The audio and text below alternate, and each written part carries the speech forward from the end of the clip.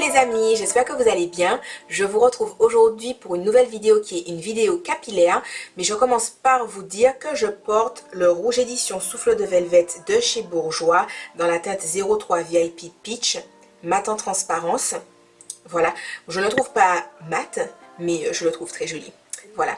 Et aussi que souvent vous me demandez en commentaire quel rouge à lèvres je porte, mais c'est très souvent écrit en barre d'information. Parfois j'oublie, j'avoue, mais souvent c'est écrit en barre d'information. Je voulais vous dire que concernant par exemple les vidéos, quand il y a d'autres vidéos que j'ai déjà faites qui je trouve sont en relation avec la vidéo dont je parle, il y a un petit i je crois d'information qui s'affiche et ce sont des fiches en fait pour partager ces vidéos là.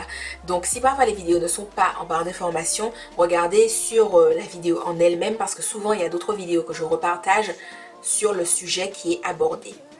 Voilà. Aujourd'hui, on parle stimuler la pousse, retenir la longueur et éviter la casse. Tout un programme, donc j'ai 9 conseils à vous donner. J'ai cherché si j'en avais pas 10, mais je crois qu'avec les 9, j'ai tout dit. Donc voilà, on part sur 9 conseils. Le premier, c'est de se masser le cuir chevelu tous les soirs, la tête en bas.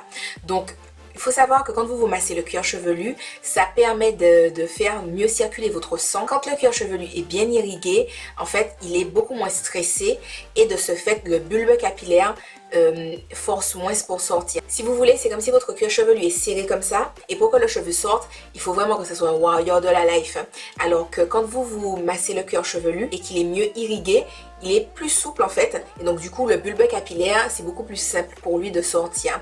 Donc souvent en se massant le cuir chevelu on a l'impression que le cheveu pousse plus vite, mais c'est surtout qu'en fait on le laisse pousser normalement. Deuxième conseil, mélangez des huiles essentielles avec des huiles végétales que vous appliquez sur votre cuir chevelu le soir et pareil que vous massez. J'ai fait une petite liste des huiles essentielles que je préfère qui stimulent la circulation du cuir chevelu. Donc il y a la menthe poivrée, l'eucalyptus, le romarin, baie Saint-Thomas, sauge sclarée, cèdre de l'Atlas, pamplemousse et cannelle. Alors vraiment, il faut que vous vous focalisiez sur les huiles essentielles qui stimulent la circulation sanguine. C'est pas la peine de chercher une huile essentielle qui va stimuler la croissance du cheveu parce qu'il n'y a pas en soi quelque chose qui fait que ta fibre capillaire va pousser plus vite. La seule chose qui joue, c'est que quand la circulation du cuir chevelu est bien activée, le bulbe capillaire sort plus facilement en fait. Voilà, donc il faut vraiment favoriser tout ce qui va permettre que ton cuir chevelu sera bien irrigué, pas stressé. Et donc vous mélangez ces huiles essentielles avec des huiles végétales comme l'huile de coco, l'huile de ricin, l'huile d'avocat, l'huile de carapate, l'huile de jojoba, l'huile de baobab. Mais vous pouvez aussi acheter tout simplement des mélanges d'huile qui sont déjà tout faits pour activer la croissance du cheveu. Il y a l'huile d'Activilong, celle des Secrets de Loli. Il y en a de Jane Carter, Shea Moisture et il y en a également dans d'autres marques, c'est vraiment à vous de voir celle que vous préférez. Personnellement, celle que j'utilise quand je le fais, c'est celle d'Activilong. Troisième conseil, faire votre shampoing et votre après-shampoing la tête en bas. Donc la tête en bas, ça va vraiment permettre, donc oui le sang monte au cerveau, mais ça permet vraiment une super bonne circulation sanguine. Donc voilà, déjà quand vous faites votre shampoing, la circulation sanguine est activée, ensuite vous appliquez votre après-shampoing, ensuite vous vous démêlez les cheveux. Je trouve que c'est vraiment archi top. Quatrième conseil, utilisez des produits qui sont propices à la pousse de votre cheveu. Par exemple l'huile de coco a des vertus de stimuler la croissance du cheveu. Donc vous pouvez en appliquer sur votre cuir chevelu, vous pouvez en appliquer sur vos longueurs, vous pouvez en appliquer sur vos pointes, dans vos masques pré-poux avant shampoing. Voilà, vous pouvez l'appliquer plus ou moins tout le temps si c'est une huile bien entendu qui vous correspond. Il y a également toute la gamme Jamaican Black Castor Oil de Shea Moisture qui prône le fait de faire pousser les cheveux, voilà, puisqu'il y a de l'huile de carapate dedans qui a des vertus de faire pousser le cheveu. Donc c'est une gamme que j'aime beaucoup. Mon produit préféré c'est le leave-in Shea Moisture Black Jamaican, tout ça. Il est génial. Le masque, je le trouve bien. Non, c'est un très bon masque. Après, je connais des masques qui sont mieux ou qui sont aussi bien. Voilà, puisque Shea Moisture, ça a quand même son coût. Je n'ai pas testé tout ce qui est shampoing, mais voilà, avoir un leave-in qui favorise la croissance de ton cheveu, c'est un truc quand même super positif. Et par exemple, il y a aussi le spray tonifiant de Carolina Bae. Donc c'est un spray qui te permet d'hydrater tes cheveux. Voilà, quand tu as ton deuxième, troisième jour de wash and go, ou tu as besoin de te coiffer, tu as besoin de spray pour réhumidifier tes cheveux, c'est quelque chose qui marche super bien. Tu peux également l'appliquer, donc surtout le tonifiant, parce qu'il y en a un autre, j'ai oublié quelle est sa vertu, mais le tonifiant, tu peux l'appliquer sur ton cuir chevelu et il a une action stimulante, voilà, de la circulation sanguine, ce qui est archi top pour la pousse du cheveu. Donc voilà, essaie vraiment de te focaliser sur des produits qui prônent ce genre de choses là. Bon, bien entendu, essaie d'aller aussi sur des produits qui ont une compo plus ou moins clean, mais après c'est en fonction des goûts et du porte-monnaie de chacun. Cinquième conseil, bien nourrir ses pointes. Il faut savoir que souvent on a l'impression que le cheveu ne pousse pas, alors qu'en fait ce qui se passe c'est que les pointes sont remplies de fourches, les fourches remontent, ensuite il y a de la casse, etc. Donc parfois on a l'impression que le cheveu ne pousse pas, alors qu'en fait c'est juste qu'il se casse très facilement. Donc nourrir les pointes, c'est vraiment faire attention à ce que quand vous mettez votre leave-in, votre crème coiffante, etc., il y en ait bien sur les pointes. Voilà, vous mettez pas votre produit genre bien sur les racines et tout, et puis quand tu arrives aux pointes, il n'y a presque rien dessus. Donc voilà, veillez à bien mettre du produit sur vos pointes. Pour les personnes qui ont vraiment des pointes très sèches, vous pouvez faire des méthodes de baggy méthode, c'est-à-dire mettre votre leave-in sur vos pointes le soir. Et le lendemain, voilà, vos cheveux sont censés être mieux. C'est pas une méthode que je fais, mais mon amie Aude du blog My Curly Kinky Hair, c'est quelque chose qu'elle a déjà fait et qu'elle trouve archi top. Je pense que si vous lui envoyez des messages privés sur sa page que je mets sur la vidéo concernant cette méthode, elle sera très contente de vous répondre et de vous aider. Sixième conseil, faites attention quand vous vous démêlez les cheveux. Donc on le répète souvent, mais c'est vraiment partir de la pointe jusqu'à la racine. Tu ne mets pas ton peigne genre là et puis tu essaies de le faire passer clac. Ça ne va pas marcher, ça ne va pas marcher. Tu vas traumatiser ton cheveu, tu vas le fragiliser, tu vas le casser et c'est pas quelque chose qu'on recherche. Donc si parfois vous trouvez que vous avez du mal à démêler vos cheveux, dirigez-vous vers des produits supra méga giga bien démêlants. Par exemple le spray de la gamme Natural Touch. Il y a un spray, je ne sais pas si c'est un spray démêlant, mais c'est un spray en tout cas. Et il démêle le cheveu archi bien. Je sais que ma maman n'a pas de problème de démêlage, mais elle a le cuir chevelu très sensible. Et dès que tu lui fais ça, elle a mal.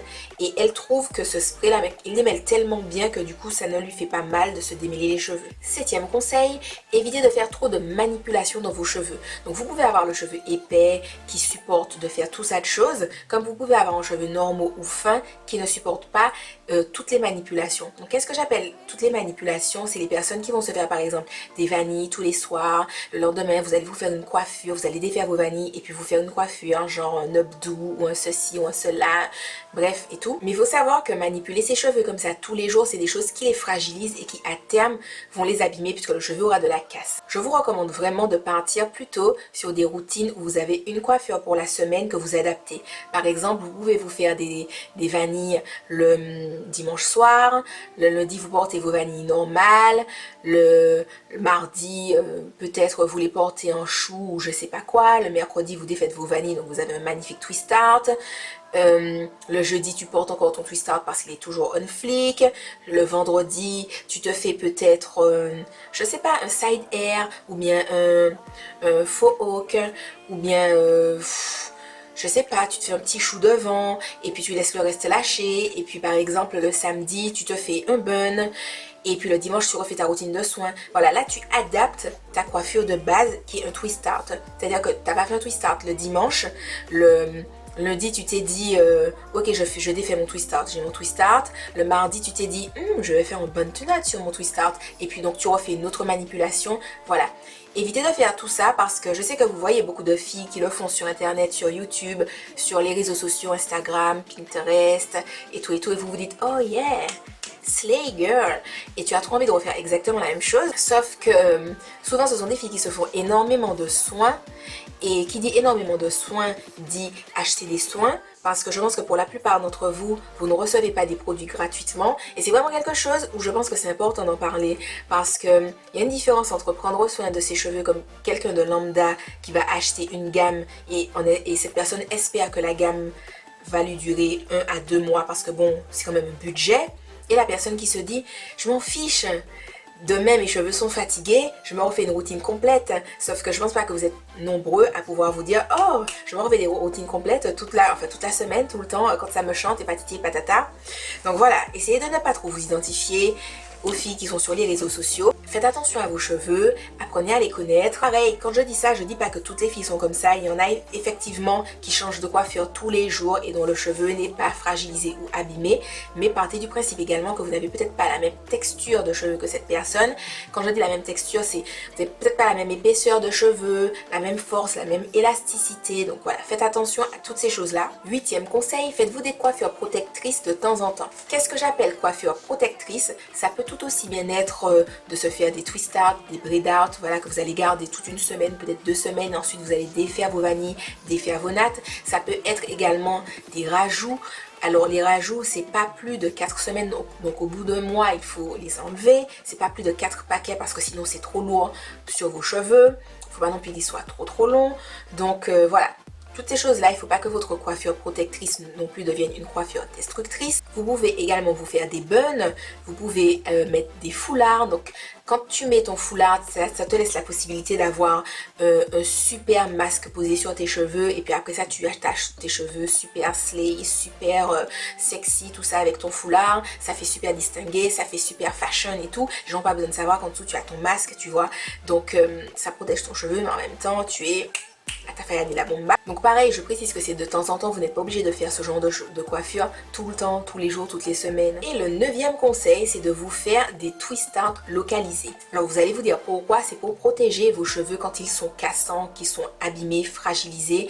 Parfois, il y a certaines personnes qui remarquent qu'elles ont souvent des casses au même endroit ou qu'elles ont eu une casse à un endroit précis. Vous voulez faire pousser cette partie-là exclusivement et votre cheveu pousse de toute façon. Donc, ce que vous voulez faire, c'est retenir la longueur et éviter la casse. Donc, si par exemple, vous avez un trou au milieu de la tête parce que votre cheveu s'est cassé, genre, votre cheveu long s'est cassé, genre au milieu, vous pouvez vous faire quelques vanilles au milieu de votre tête et refaire ça assez régulièrement. Donc vous allez me dire, ouais mais Sony c'est super chelou, si je porte les cheveux lâchés, ça va faire bizarre d'avoir des vanilles au milieu de ma tête. Après il faut savoir s'adapter, c'est-à-dire que si tu fais des vanilles au milieu de ta tête, tu vas peut-être plus porter tes cheveux en mode couette ou en mode bun pour qu'on ne voit peut-être pas tes vanilles, tu vois.